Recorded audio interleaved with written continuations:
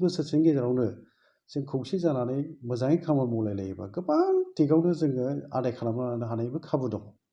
आं सम बुंबोबाय थादों इउनाइटेड पलिटिकेल स्ट्रागलनि बाथ्रा, खौसेथि राजखान्थि जांख्रिखांनायनि बाथ्रा, सोमावसारनायनि बाथ्रा। मानोना आं मोनथिगौ बा जों मोनथिलायगौ जे आसामाव गोबां बियाबफोर दङ, जाय बियाबफ्राव बर' भटार्सफ्रा गोबां दङ। बर'नि भटार्स बा भटखौ लानानै दिनै खुंथायगिरिफोर जायफोर माने बिजेपिनि बा गुबुन दोलोनिबो जानो हागौ, जोंनि भट लानानै बिसोर देरहालाङो। दा जेराव जों होबासो भटआ देरहायो बा माने बिसायख'थियाव देरहायो आरो जोङो होआबा जेननाङो। दा बेबायदि गोबां बियाब दङ। जों अनजिमाखौ सानबाय। आं दिनै बेखौनो बुंनो लुबैगोन जे जेराव जों थायोब्लासो, लोगोआव थायोब्लासो सरकारा जायो, जों थायाबा सरकारा जाया। जुदि जों खौसे जायोबा बेखौ खालामनो हायो। जों खालामनो हायो खौसे जायोबा। दा खौसे जायैनि थाखायसो जों बेसेन मोनाखै। जेब्ला जों खौसे जागोन, इउनाइटेडलि जोङो पलिटिकेल जेब्ला बिसायख'थि फैयो, बिनि सिगाङाव जोङो बाथ्राफोरखौहाय नारसिननायनि खाबु फैयो। जोंनि जेंनाफोरखौ लानानै नारसिननायनि खाबु फैयो। बे खाबुखौ जों लानो हायो। नाथाय जों दिनै लानो हायाखै। मानो? हालोदा जोंना खौसेथि गैयिनि थाखाय जों लोरबां बुङोबा बांद्राय बुंनाय जानाय नङा। आंनि मोनदांथियाव दिनै आंनि नुनायाव मानगां प्रमद बर' बिथाङा जि खामानिखौ मावनो नागिरदों, बेवहाय बर' एज ए हल हिसाबै खौसेयै माने बिटिआरनि सिङाव जेसेबां बर' रायजो राजाफोर दङ ज' जानो हायाखै। दा ज' जानो हायैनिबो गोबां जाहोन थानो हागौ, जाय जाहोनखौ लानानै बिथांमोनहा गावसोरनि गेजेराव बिजिरलायो, सावरायलायो, बा राजखान्थि गोहोनि थाखायनो जानोबो हागौ। राजखान्थिनि गोहो सेलायलायनायनिबो बाथ्रा फैनोबो हागौ। बेवहाय बिजिरनानै नायनो गोनां बाथ्रा। नाथाय आं नुनायाव फैगासिनो थानाय लकसभा जि बिसायख'थि फैगौ, बिनि बोसोरसे उनावनो 2024 मायथाइयाव लकसभा जागोन आरो 2026 मायथाइयाव एसेम्बलि इलेक्सन फैगोन। बेफोरखौ दानिफ्रायनो नोजोर होखानानै जोङो जोंनि गेजेराव मेकानिजम माखासे बानायोबा बा जोंनि गेजेराव सावरायलायनानै मोनसे गोग्गो बिथांखि लानानै खौसे खामानि मावोबा जाफुंनि बाथ्रायानो गैया। आं बिदि मोनदाङो आरोखि। 10 बोसोरसोल' जोंनि लुबैनाय हास्थायनायफोरखौ जोङो सेक्रिफाइस खालामलायनो हागोन ना हाया, बे मोनसे सोंनाय फैयो। दा जोंनि बाथ्रायाथ' आलादा। जोंथ' जेबोआनो नङा बुंनो थाङोबा। हजोंहाय ज' जानानै बिटिआरनि सिङाव थानाय बर' रायजो राजाफोर, गोरों गोराफ्रा बिथांमोनाव बांसिन थाबाय आरो राजखान्थि गोहोआबो बिथांमोना आलादा, गोख्रों मोनसे सेक्सुयेल मोनसे खुंथाय बिथांमोनाव दङ।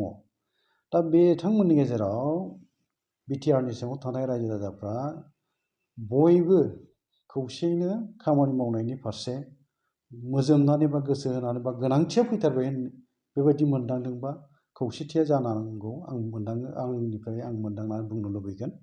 आरो आं बेखौनो नोजोरखौ होबावदों, जुदि जोङो थार बाथ्राखौ, सैथोखौ गनायनो थियारि जायाब्ला फैगासिनो थानाय 2024 मायथाइनि लकसभा बिसायख'थियाव देरहानांगौआबो गोरलै नङा।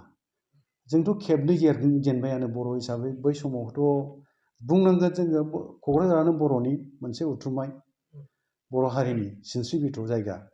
बे जायगाया बे लकसभा बिसायख'थियाव जों खेबनै लासैसो जेननांबाय, गुबुनासो देरहालांबाय। दिनै पार्लियामेन्टआव, लकसभा बा पार्लियामेन्ट, इन्डियानि पार्लियामेन्टआव बर'फोरनि जेंना जेथोनि सायाव बाथ्रा बुंनो जोंहा एमपि गैया। बुंनो थाङोबा रायजो सभानि एमपि सासे बिथां नै दाख्लै देरहानानै थांबाय। जोङो जेरावहाय बेसेबांबा गोबाव समनिफ्राय क'क्राझार लकसभायाव देरहाबाय थाबोदोंमोन, जोङो लासैसिन खेबनै जेननाया बे सैथो माने जोंनि थाखाय बिजिरना नायफिननो गोनां बाथ्रा बायदि आं सानो आरोखि। आरो गोरोन्थिया जोंहा बहा जाखो, बे गोरोन्थिखौ जों मानो सुद्रायनो हाया आरो गोरोन्थिखौ सुद्रायनानै जों मानो ज' जानो हाया, बेफोर बाथ्रा फैयो आरोखि।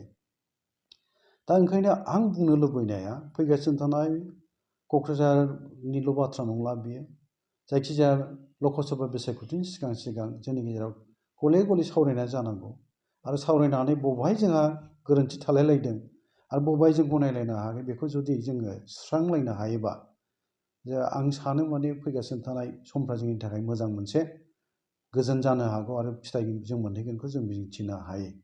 नाथाय दानि बायदि एना एनि हिंसा हिंसि बे रोखोमै सोलियोबा, खौसेथि गैयै मोनसे लामाजों जों आगान सुरलायोबा, बेवहाय जोङो मिजिंथिनो हानाय नङा। जेननायखौनो जोङो आरोबाव गनायहैनांनो हाबावो, गोनां जाहैनो हागौ। दा बेबायदि गले गले जेननांनायनिफ्रायबो जुदि जोङो बुंनो थाङोबा बेनिफ्राय जोङो मिथिनानै लायाबा जेननायनिफ्रायनो जों सोलोंनानै लायाबा बबे समावथ' आरो माथो मा जाहैबावगोन फालाय बे मोनसे सोंनाय फैयो। ओंखायनो आं बुंनो लुबैनाया दिनैहाय बेनो बाथ्राया सैथोआ जों खौसेथि गैयिनि थाखाय दिनै NDP बिदा फंबायफोर जायफ्रा जोबथेसालियाव दङ रन्जन दैमारि बिथांनि बाथ्रा आरो गोबां जोंनि मावथिफोर जायफ्रा जोबथेसालियाव जोबजानानै दं सोरबाया जिउ साजा होजानानै दङ बेखौ बख'नांगौब्ला आगोलावबो आं बुंबाय जे जोङो जायफ्रा सागान होदोंमोन सागान होगिरिफोर गोरोबथायाव 2020 मायथाइनि 27 जानुवारि गोरोबथा बिटिआर गोरोबथा बेनि सागानगिरिफ्रा ज' जानानै भारतनि गाहाय मन्थ्रि आरो नखर बिफान मन्थ्रि बिथांमोनजों रायलायहैयोबा लामाया थारैनो ओंखारगोन बेखौ नुयो। आरो आसामनि गिबि मन्थ्रि मानगोनां डक्टर हिमन्त बिश्व शर्मा बिथांखौबो जोङो नारसिननायनि बाथ्रा बुंनो हायैनि बाथ्रायानो थानो हाया जों ज' जायोब्ला नाथाय जोङो गोबां दिगाव गोबां जाहोनाव जोङो ज'आनो जानो हाबोआखिसै जायनि जाहोनाव जों नारसिननो हाया बेबो जाहैबाय। दा ओंखायनो आंनि नुहुरनायाव जेब्ला जों इउनाइटेड जानो हागोन खौसे जानो हागोन ज' जागोन अब्ला राजखान्थि फोथारावबो जोङो गिलु बालु गोहोम खोख्लैनो हागोन आरो जोंनि जेंना जेथोखौ लानानै जोङो बुंनो हायो सरकारखौ नारसिननो हायो। खाबुआ फैयो जिहेतु सावरायनायनि जे जोंहा नैबे दाबि दावा सुस्रांजायाखै नैबे दफाफ्रा एकर्डनि बा गोरोबथानि बेफोर सुफुंजायाखै जोंनो सुफुंना होयोबा नोंथांमोनजों जों दङ नङाबा जों गैया बेफोर बाथ्राखौ बुंनायनि लामा फैयो आरोखि। नाथाय जोङो दिनैहाय बेखौ बुंनो हानायनि बा बुङोब्लाबो जेबो बेसेन होजानाय नङा मानोना जोङो ज' जानानै जेबो खामानि मावनानै दिन्थिनो हायाखै। दा बे जोंनि आंखाल क्राइसिस बेखौ जोङो माब्ला फोजोबनो हागोन फोजोबहैनो हागोन बे साननो गोनां बाथ्रा बयबो साननांगोन बयबो बिजिरनानै नायनांगोन। दा रन्जन दैमारि बिथां आयेननि गेजेरजों जिबायदि मोनसे साजा होजाबाय बा जोबथेजानानै दङ आरो माखासेफ्रा जेरैबायदि आयेननि गेजेरजोंहाय दाय होजाबाय जोबथेसालियाव थांनानै जिउ साजा होजानायनि फोसावजाबाय बिसोरखौ गोरलै गहोनांगौआ बियो जों बुंनो थाङोबा बायह्रायाव थानाय मानसिफ्रा गोरा जायाबा इउनाइटेड जानानै गोरा जायाब्ला एफाबां गोरलै नङा आरोखि गनांगौआ। ओंखायनो लामाया ओंखारगोन आंहा फोथायनाय दङ जेब्ला जों ज' जायो आरो जेब्ला गासै सागानगिरिफ्रा थांनानै जोंनि भारत हादरनि मानगोनां गाहाय मन्थ्रि नरेन्द्र मदि बिथां आरो नखर बिफाननि मन्थ्रि भारत हादरनि अमित शाह बिथांमोनखौ जोङो खावलायहैयोबा लामाया थारैनो माबा मोनसे फैनो हागौखौबो नुनाय जायो। आरो मोनसेया जाहैबाय जोङो ज' जानायखौ खोन्थानो हागौ मानि गोनां बेसेन मोननांगौआबो गोब्राब बावहाय थांनायनि सिगां जों ज' जानो हानायनि माबाफोर खोन्थानो हायाबा बेबो जे बेसेन मोनगोन एसे साननो गोनां बाथ्रा।